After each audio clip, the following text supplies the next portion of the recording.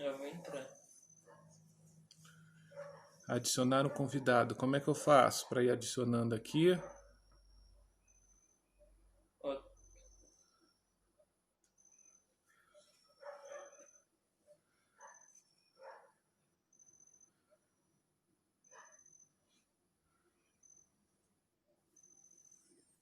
Ó, vou mandar um joinha.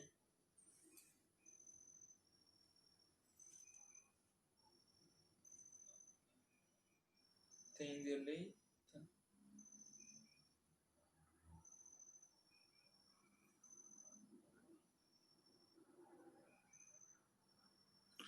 Boa noite, meu nome é Felipe Caixeta e nós vamos iniciar uma conversa sobre o projeto Dia de Quilombo. Ele é um trabalho cinematográfico, um projeto que está sendo realizado no Cariri Cearense. Para quem não conhece, o Cariri Cearense fica ali na região sul do Ceará, fronteira com Pernambuco, fronteira com o Piauí, né? É muito famoso por conta da Chapada do Araripe, a primeira floresta nacional brasileira, né? O Cariri Cearense, ele é uma região mundialmente famosa por conta também, né, das culturas populares, das manifestações, das expressões que ocorrem tradicionalmente em algumas datas, né, do ano. Na verdade, é um calendário riquíssimo. A cada mês é uma festa mais incrível acontecendo, ora no Juazeiro do Norte, que é um município muito relevante da região devido ao seu tamanho, devido à presença do Padre Cícero, ora no município do Crato, que na verdade, vamos dizer assim, é o pai de todos, né? Tudo era Crato. Há 250 anos atrás, tudo era Crato e depois foram se desmembrando e hoje você tem ali, se não me engano, 32 municípios na região do Cariri Cearense. Então, é uma região que tem uma cultura pulsante, uma cultura que traz matrizes dos povos originários, né? Ali era a terra dos índios cariris, né? Os cariris, eles não se entregaram, eles foram praticamente exterminados até o último homem e mulher, né?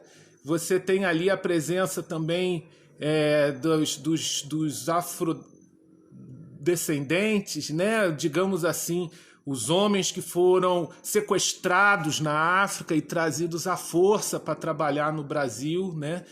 E essa presença ela é até anterior do que a gente imagina, porque o Cariri Cearense ele tem um marco de ocupação dele ali por volta de 1700, 1730, né? Os primeiros sítios, as primeiras propriedades. Só que o Cariri cearense, ele de alguma maneira ele foi abrigo anteriormente, como eu falei, dos indígenas, dos povos originários, os índios que são várias etnias, vários grupos, mas que hoje se chamam de Cariri. Mas você tem ali também no Cariri Cearense uma presença muito grande de gente que fugiu do eito, fugiu da escravidão nas fazendas de Pernambuco, nas fazendas ali da divisa de Pernambuco com a Bahia, onde hoje atualmente é Alagoas, Sergipe. E esse povo todo correu. Isso já nos primeiros anos da colonização, esse povo que foi tão brutalmente arrancado de suas terras, de suas famílias, de suas histórias, de suas paisagens, trazidos em porões de navios, enfim, eles chegam aqui no Brasil e eles trazem com ele não só a dor da ruptura com a cultura, com o território amado, mas eles trazem com eles também o desejo de se verem livres daquele jugo, né? Aquilo ali acompanha nos navios, acompanha o desembarque, acompanha o cotidiano das fazendas. E aí muitos começam efetivamente a fugir daquela situação horrorosa, né?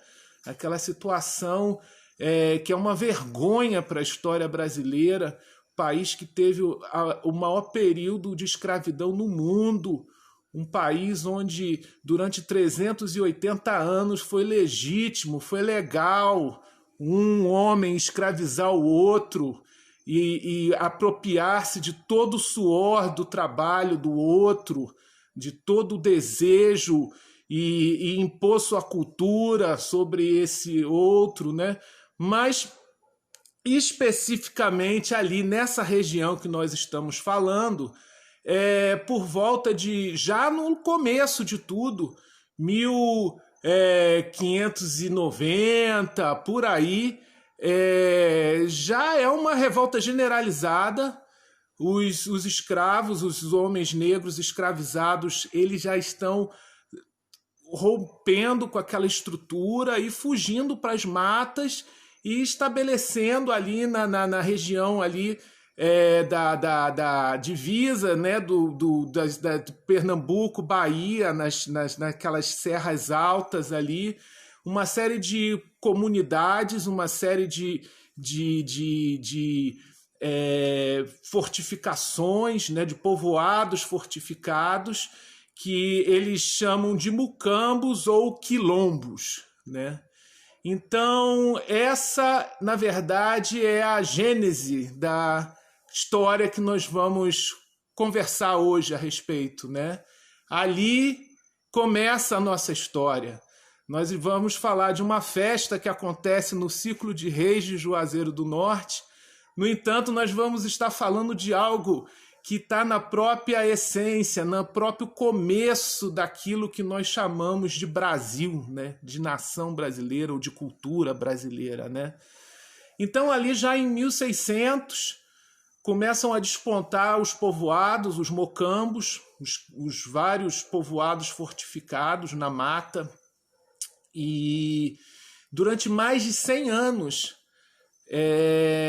esses quilombos, essa rede de mocambos, essa rede de quilombos, que elas foram conseguindo resistir às expedições militares e crescendo o número de habitantes, crescendo, nascendo, né, palmarinos, e aquela estrutura social se constituindo e recuperando culturas, modos de organização, saberes, o sagrado, tal como eles vivenciavam ali antes de serem arrancados, né, de África.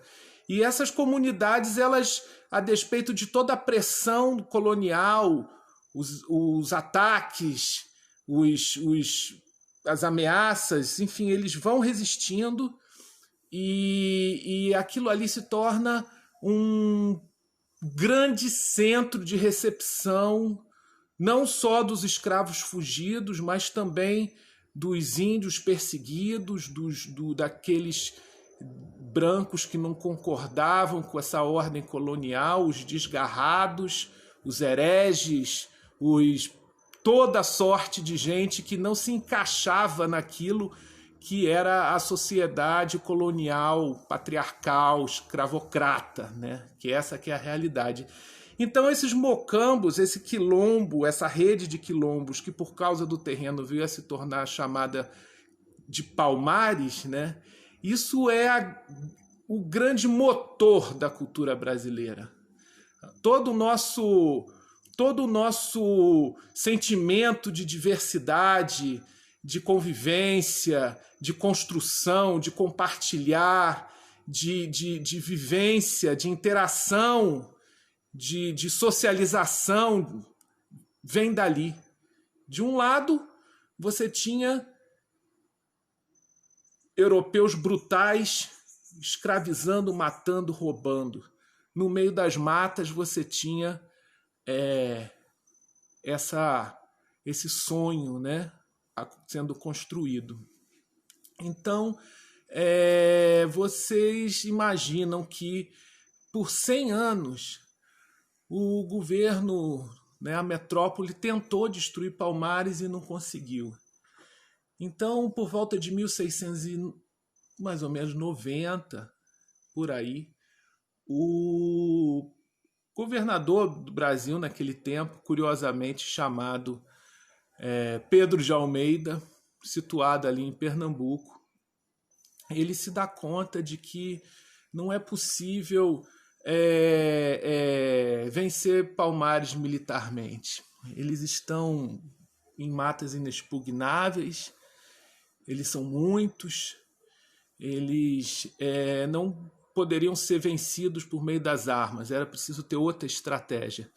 Então surge a ideia, Pedro de Almeida, Dom Pedro de Almeida, grande figura da história brasileira, ele resolve anistiar os palmarinos.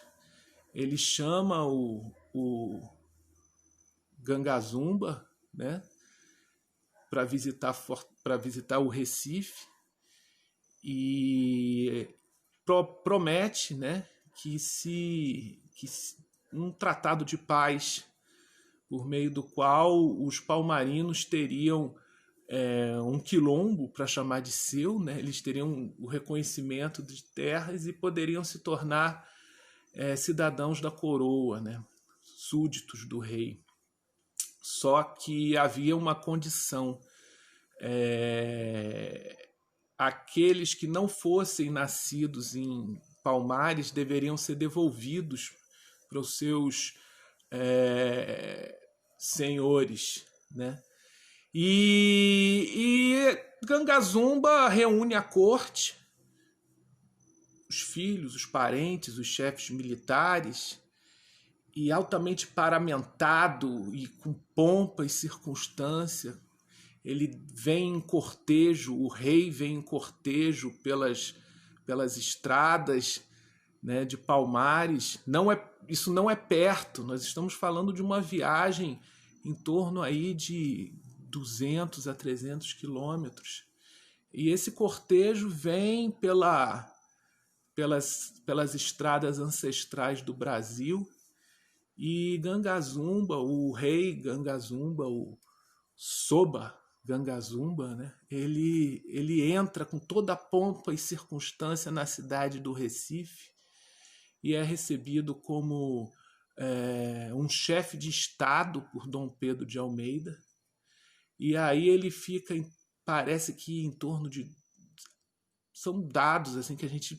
Para que importa quanto tempo ele ficou no Recife, mas foi o tempo suficiente para aceitar a proposta de Dom Pedro de Almeida.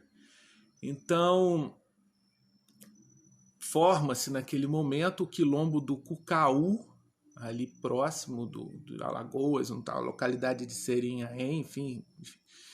E parte dos palmarinos vão para lá, só que uma parte dos palmarinos não aceitam essa proposta esdrúxula de voltar para o eito.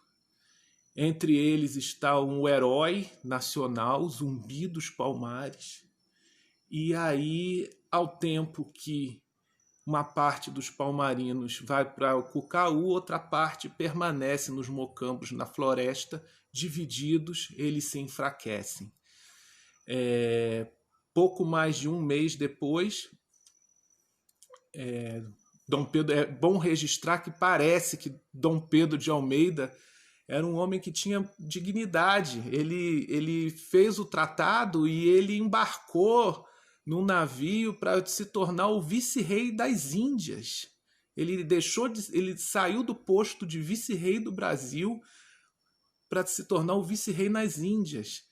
E duas tragédias. A primeira é que antes que o navio chegasse nas Índias, portugueses começaram a invadir o Cucaú e aprisionar palmarinos que tinham ido para lá. Ou seja, o quilombo que o governo deu não funcionou muito bem. Foi só durou muito pouco aquilo. E também o navio de Dom Pedro de Almeida afundou nos caminhos das Índias e ele nem chegou a assumir o cargo, né? Então, Zumbi, que resistiu à ideia do Cucaú, mostrou-se, né, mais lúcido. Porra, vai confiar nos colonizadores, vai confiar nesses caras como, né? Então, a história acelera muito nesse momento. Os bandeirantes portugueses são chamados àquela região. Domingos Jorge Velho, ele tem estátuas de Domingos Jorge Velho em São Paulo. Ele é cultuado como um herói, nome de rodovias, né? De uma rodovia, enfim. Só que, na verdade, um genocida. Ele andava com um colar de orelhas e ele se vangloriava de já ter matado mais de 12.000 pessoas com as próprias mãos, né? E uma pessoa ligada à bruxaria, ligado a... Enfim, uma figura muito sinistra. Ele com os bandeirantes paulistas, o que era essa tropa, né? Na verdade, eram os degredados, eram os bandidos, eram os estupradores, eram os soldados que não tinham mais soldo, aqueles aventureiros, enfim, era a pior escória de gente que se pode imaginar. Formavam esse exército, né? Que pode ser considerado como um exército de aniquilação. É chamado de exército de aniquilação pelos estudiosos. E essas pessoas, eles acamparam ali nas bordas de Palmares, esperando a ordem do ataque. Foram contratados para isso, eram mercenários, inclusive. Os senhores da região, de fazendas, cederam homens e muitos deles foram pessoalmente para esse ataque a Palmares. E acontece que durante esse período que o exército de aniquilação do Domingos Jorge Velho ficou acampado ali nas bordas de Palmares, esse exército saqueava, roubava, estuprava e matava. Enfim, a sociedade local considerava os palmarinos mais civilizados que os Domingos Jorge Velho. Isso está em documentos históricos, isso está escrito em várias fontes, esses relatos de que, no fundo, na verdade, a sociedade brasileira, o povo brasileiro, era simpático a Palmares e não a essa turma que foi para lá e que se juntou com os senhores para destruir Palmares. Mas o fato é que o Domingos Jorge Velho era um cara terrível, de fato. Ele recebe uma dupla ordem, que é a destruição de Palmares e o direito de pacificar os índios Cariri. Então, o que significava isso? Era destruir Palmares e escravizar os Cariris, né? Aprisionar, e aqueles que não fossem escravizados, eles se tornariam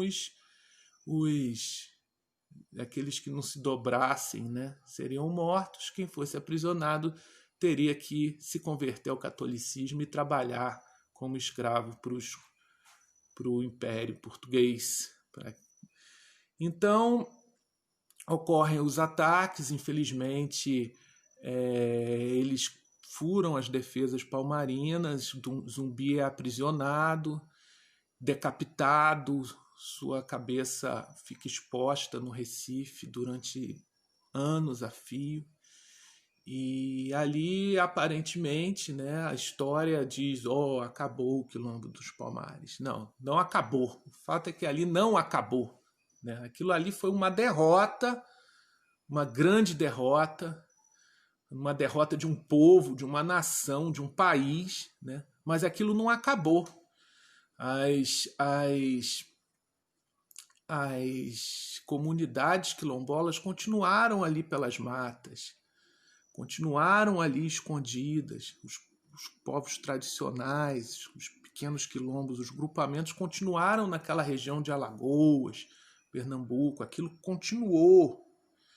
Ao mesmo tempo, muitos fugiram para diversas regiões, pegaram ali a reta do Rio São Francisco e foram parar lá na Chapada do Araripe, sabe? Então,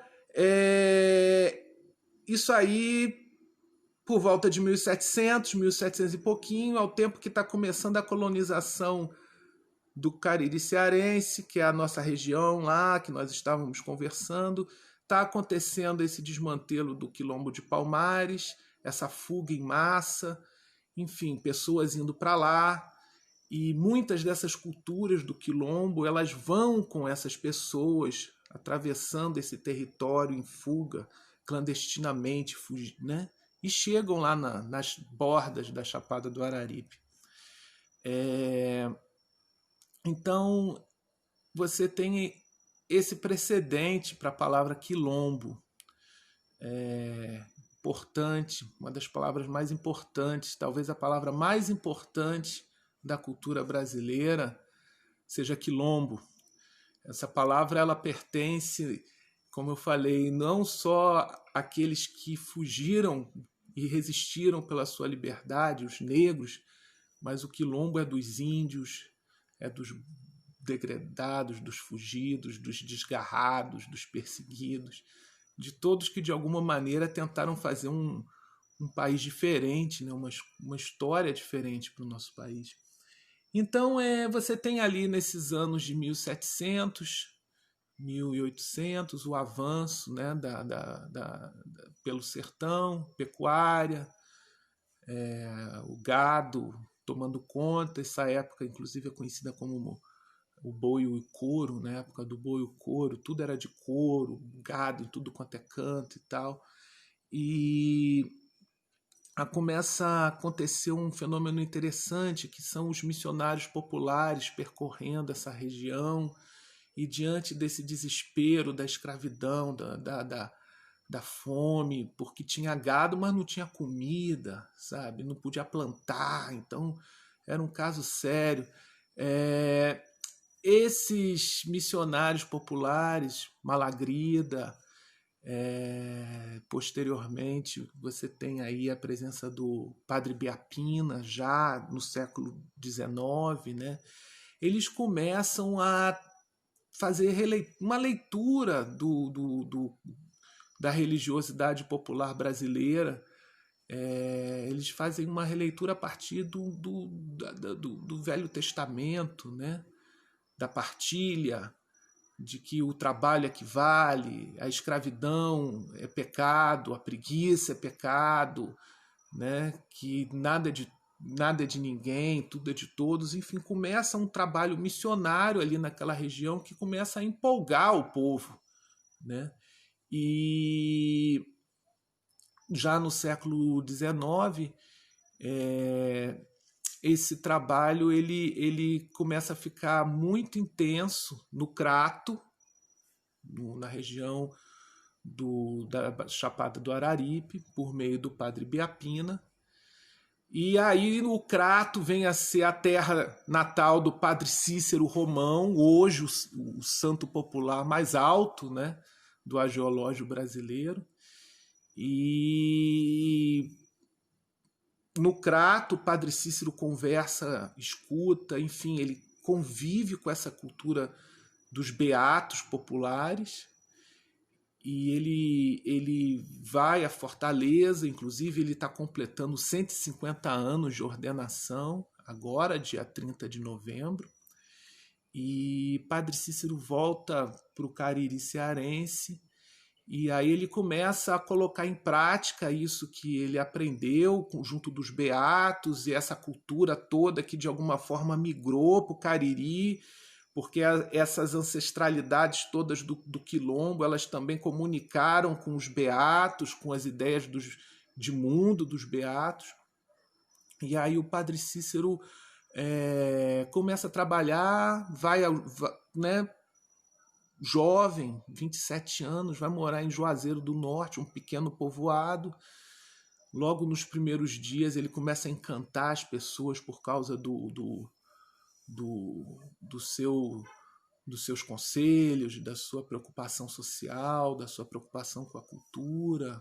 Ele assiste os necessitados, enfim, não cobrava por serviços religiosos. E aí as pessoas começam a querer ficar perto dele, começam a querer se mudar para Juazeiro, e essa notícia de que Juazeiro do Norte é um lugar bacana começa a correr, e, enfim, para encurtar a história, Padre Cícero já era uma referência do sertão, do Nordeste, quando em 1889 acontece um fato inexplicável, né? Acontece o que veio se chamar de milagre da hóstia em Juazeiro, uma hóstia dada em comunhão para Beata Maria de Araújo se transformou em sangue, e todo mundo viu aquilo e divulgou, e o povo já via Juazeiro como um lugar especial por causa do Padre Cícero, por causa de tudo que acontecia ali. Então aquele milagre meio que coroou essa sacralidade, né, do território. E essa notícia correu e muitas pessoas começaram a migrar para o Juazeiro. E aí acontece um fenômeno muito interessante, porque aquele povo remanescente de Quilombo que estava ali do Palmares, no meio da mata, lá há 200 anos lá, 100 e poucos anos lá, eles começam a migrar, ele começa a migrar para Juazeiro do Norte, começa a receber esses remanescentes, e aí esses remanescentes chegam com uma vontade de rezar, de trabalhar, mas também de afirmar sua cultura. E aí o Padre Cícero, a seu modo, ele entende que é preciso valorizar essa experiência popular. Então, muitos desses mestres da cultura chegam no Juazeiro na virada do século XIX para o XX. O Padre Cícero pergunta: ei, meu filho, o que você é? De onde que você vem? O que você está fazendo? O que você sabe? Aí o mestre responde: não, eu estou vindo ali de Alagoas, ali de Santana do Ipanema, de Palmeira dos Índios. Ah, mas o que você sabe fazer? Ah, eu sei brincar um reizado. Ah, que legal, você sabe brincar um reizado, que coisa boa. Então, como é que é esse reizado? Não, o reizado é no Natal, a gente tradicionalmente faz dessa forma. E aí o Padre Cícero: não, então você continue fazendo isso a sua vida inteira, ensine para o seu filho. Mas me conte, como é que como é que organiza isso? Como é que nós vamos fazer isso? Aí esses mestres falam: bom, para brincar o reizado, a gente precisa tirar o quilombo. Precisa fazer o quilombo. Aí, porra, quilombo? Como assim o quilombo, né? Então, o Juazeiro tem uma festa no ciclo de reis chamada Quilombo, que ela remete às nossas experiências mais profundas do Quilombo de Palmares. Essas experiências que foram chegando aos poucos por meio dos fugitivos da Guerra de Palmares, que foram chegando por meio da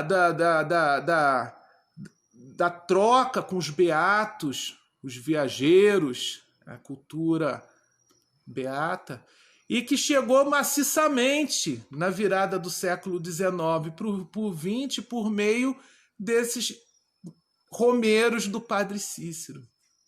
Então, assim, acontece uma explosão cultural em Juazeiro do Norte. Juazeiro do Norte, de alguma forma, ele começa até, podemos dizer assim, né, uma ilustração, né? Ele começa a se assemelhar até com aquele quilombo de Palmares, porque você tem ali, naquelas casinhas de pau a pique, cobertas com palha de coqueiro, a carnaúba, né? Habitadas por maioria de população negra. Você tem ali também os indígenas, os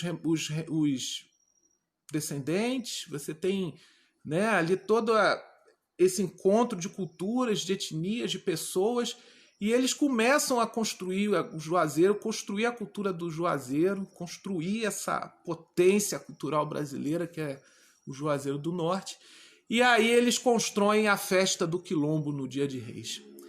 Então eu fiz todo esse preâmbulo, pessoal, para, né, a gente conversar um pouco, situar um pouco o que a gente está fazendo em Juazeiro, né, o que é o filme Dia de Quilombo. Né, nós tivemos a oportunidade de ver o filme agora. Não é o filme, na verdade, a gente está produzindo, a gente está trabalhando desde 2004 nesse projeto. Ele é um projeto que vem sendo desenvolvido junto com os mestres da cultura, com os grupos de tradição. A gente já participou de inúmeros quilombos aí de 2004 para cá, e conversando e tentando entender, tentando, né, vestir esses símbolos, compreender essas racionalidades, né? E aí, a partir desse encontro com os mestres, com esse festejo, surge essa ideia de fazer um longa-metragem, algo que pudesse contar essa luta do povo brasileiro por meio da cultura, né? Então, assim, nós assistimos algumas coisas, alguns trechos, digamos assim, desse material. Importante falar desse material porque ele não é qualquer filme, a gente não está fazendo um produto assim. O nosso cinema, ele não é um cinema feito para, vamos dizer assim, passar o mais rápido possível no Netflix e a gente ir para Hollywood, sabe, ganhar o Oscar. O nosso cinema, ele é constituído no território.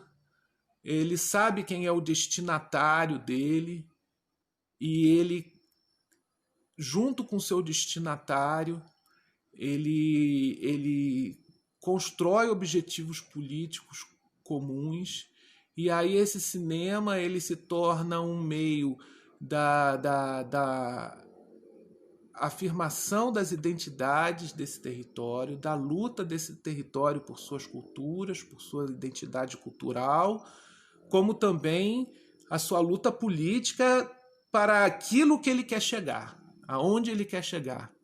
Então existe ali no Juazeiro do Norte, entre os mestres da cultura, os grupos de cultura, são mais de 40 grupos, são mais de 20 mil pessoas nesse festejo, no Quilombo, né? Diretamente relacionadas. Eles têm a matriz beata, eles têm a matriz do Quilombo, eles querem um mundo justo, eles querem valorizar a experiência coletiva, eles querem compartilhar o pão, eles se preocupam uns com os outros. Existe toda uma vontade de fazer o Juazeiro ser de fato uma terra sem males, né? Então esse trabalho audiovisual ele se volta muito para isso, para essa luta social por meio da cultura. E a gente, quando está fazendo um filme, quando a gente está fazendo um trabalho, a gente tem que usar todos os recursos teóricos, todas as referências, tudo que a gente pode para que aquilo dê certo. Essa é a responsabilidade do cineasta. Ele tem que usar, ele tem que ser inter e multidisciplinar, ele tem que usar todos os recursos teóricos, técnicos, estéticos possíveis para realizar aquilo que o território quer fazer atravessar por ele, né?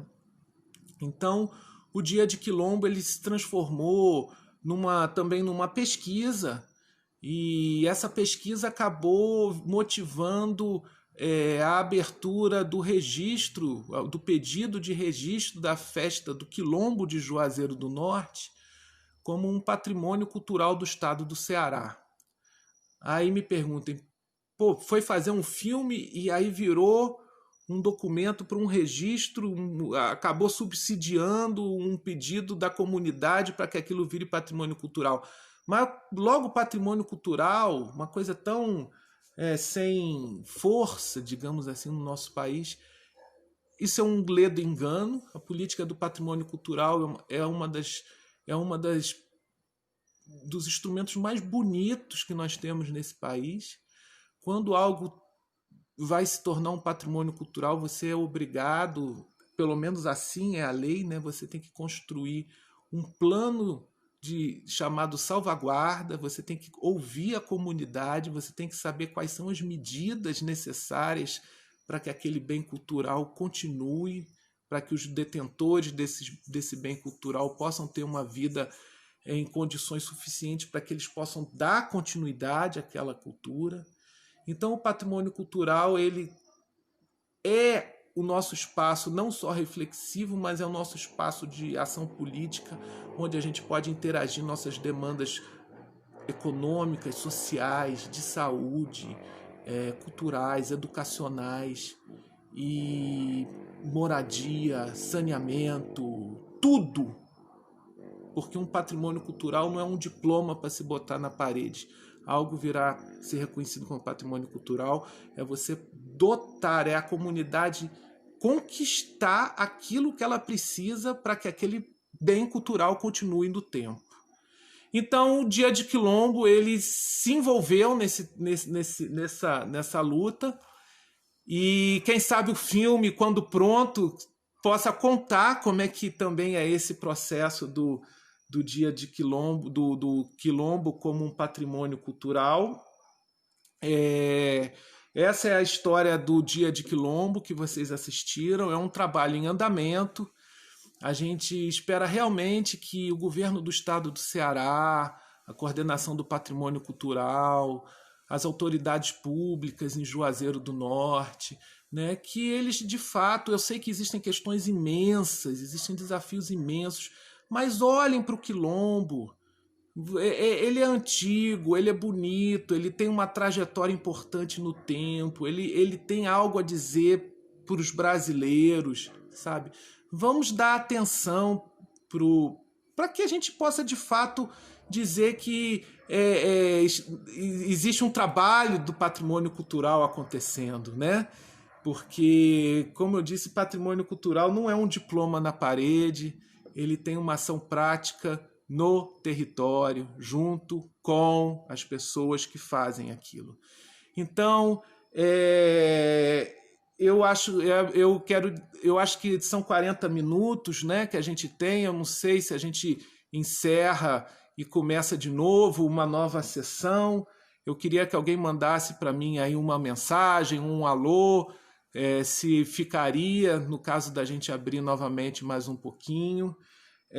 Eu quero lamentar com vocês hoje o falecimento do Lucas, que é mais um brincante do Quilombo, mais um jovem do brincante do Quilombo que parte, né, pessoal? É muito triste isso, você viu a situação dos mestres, e aí você saber que os jovens estão sendo assassinados pela polícia, que estão sendo espancados. É uma situação muito delicada. Eu lembro que um professor meu falou certa vez, mas por que você vai justamente... Como é que vai fazer patrimônio cultural algo que está nessa forma, que está justamente se desintegrando? Eu falei, rapaz, primeiro ele não está se desintegrando, entendeu? Ele pode estar sendo pressionado para uma desarticulação. Mas aí eu quero dizer mais um papel da política do patrimônio cultural. Ela não tem que ir lá dar diploma para aquilo que está firme, forte, sólido Não, a política do patrimônio cultural justamente tem que cuidar daquilo que está mais frágil. Ela tem que socorrer e amparar aquilo que é importante e que está numa situação de maior fragilidade. Então eu espero realmente, eu faço esse pedido, sabe, que a gente possa avançar e a gente se coloca à disposição aí da comunidade e né, das pessoas para que a gente possa encontrar saídas, mas não da nossa cabeça, da cabeça do poder público, que a gente encontre uma saída junto com a comunidade, ouvindo deles o que é para ser feito. e não inventar da nossa cabeça que a saída X ou Y é a mais importante, porque disso também a gente já está cansado e a gente vê que não dá certo, né? Então é isso, pessoal. Eu quero agradecer a presença de todos, a Dani de Jade, a Gracinha, que acompanhou, a Luciana Borg, né? Toda a turma que teve por aqui ouvindo o Padre Roserlândio, Eliane, o Wilson, a Samila, que também veio. Oi, Samila! Que veio para cá, né, participar. Eu acho que vai encerrar a qualquer momento aqui a nossa sessão. Eu espero que em breve a gente possa estar juntos novamente. Em 16 de outubro teremos uma outra live, uma outra atividade síncrona, né, como a gente deve chamar, live brincadeira, né, uma atividade síncrona. Nós estamos comunicando, embora separados, nós estamos juntos, estamos ao mesmo tempo. E é isso, pessoal. A Dani fez vou despedindo de todos. A Dani fez uma pergunta aqui sobre se eu acho que os beatos têm uma responsabilidade na construção do Nordeste brasileiro. Eles fazem parte da construção do Nordeste, né, Dani? Eles fazem parte eles foram a argamassa da construção popular do Nordeste, né?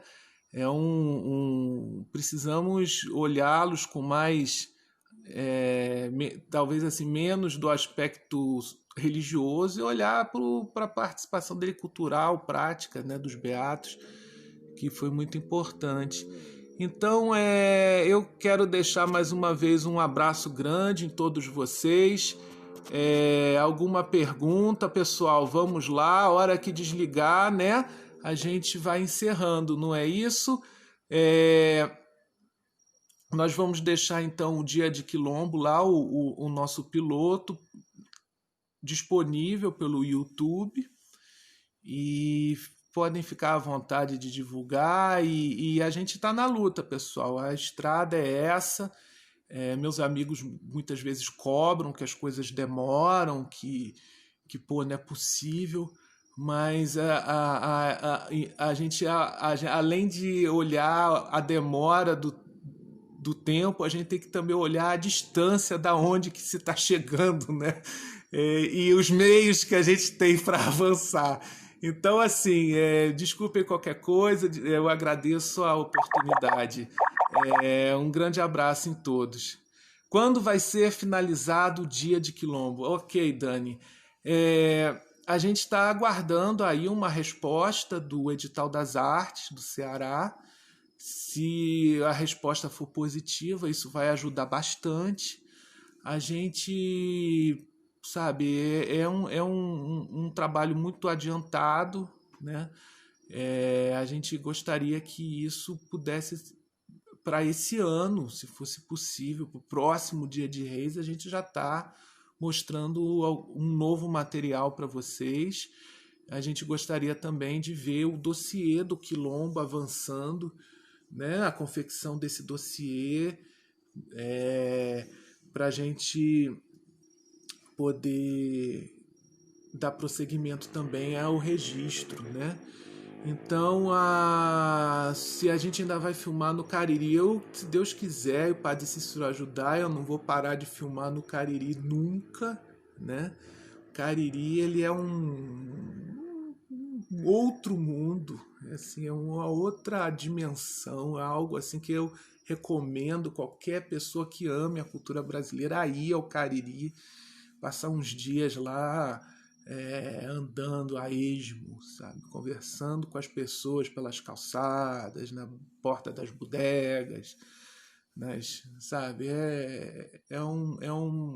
Ali a gente talvez se reencontre com a nossa própria cultura, ajuda bastante, né? Então é isso, minha gente. Agradecido, Gracinha, pelo elogio, pelo apoio moral, né? E obrigado. Sim, já é caririense de coração. Sim, Cariri está no meu coração. Não sei se eu estou no coração do Cariri, né? Mas que o Cariri está no meu coração, isso sem dúvida. Então, assim, agradecer mesmo, pessoal. A gente vai encerrando. Essa live ela acontece num momento difícil, né, para todos nós. A gente não sabe se como é que vai ser o avanço aí da questão sanitária, muitas perdas, muitas incertezas. Não se sabe, por exemplo, como é que vai ser o quilombo, como é que vai tirar quilombo no meio do coronavírus, né? Tudo isso, mas assim, é mais um agravante aí para se pensar. Mas assim, eu acho que é justamente nesses momentos em que as coisas ficam mais difíceis, assim, digamos, é que a gente consegue encontrar as melhores soluções, né? Então que se aproveite esse momento agora para reunir os materiais, reunir as pessoas, conversar e pensar de fato que medidas são essas que são necessárias para a coisa dar certo, né? Assim, eu acho que não dá para ficar inventando, né? Ficar inventando fórmula e ficar inventando tradição e ficar tentando dizer que deu certo num lugar, então vai dar certo aqui. Não, a coisa já dá certo há 300 anos. Ela já está atravessando os séculos, sabe? Quem sou eu? Eu até diria para você também, sabe? Quem é você para achar que tem a melhor proposta para aquilo ali, né? A gente tem que ouvir o território, procurar entender o que está acontecendo, ajudar, fortalecendo naquilo que eles são bons e não ficar inventando coisa para levar para lá, porque aí realmente é frágil, né? É mais uma, pode vir a ser mais uma perda de tempo. Então, assim, o quilombo é sim um patrimônio cultural brasileiro. Não falem o que quiser, mas ele é uma festa de grande profundidade e o que a gente tem que fazer é parar de preconceito e discriminação, porque isso, na verdade, mostra muito mais de quem discrimina e de quem lança o preconceito do que propriamente explicar o que é o quilombo e quem são aquelas pessoas ali. Então, vamos encerrando, né, pessoal? Um grande abraço a todos e até a próxima, dia 16 de outubro, às 19 horas. Vamos nos encontrar novamente. A gente vai estar divulgando em tempo para continuarmos essa nossa conversa sobre cinema, sobre audiovisual. Na nossa sessão de outubro, nós vamos falar sobre um pouco mais sobre essa questão do Padre Cícero, dos Beatos, do Padre Cícero e a cultura, até porque vem aí os 150 anos da ordenação do Padre Cícero e a gente tem que em vez de ficar de joelhos dizendo amém, amém, a gente tem que pensar o significado disso e de que forma isso é importante para a gente hoje, né? Por que é importante falar disso hoje? Então é isso, pessoal. Um grande abraço em todos, fiquem com Deus e agradecido pela paciência. Uma boa noite.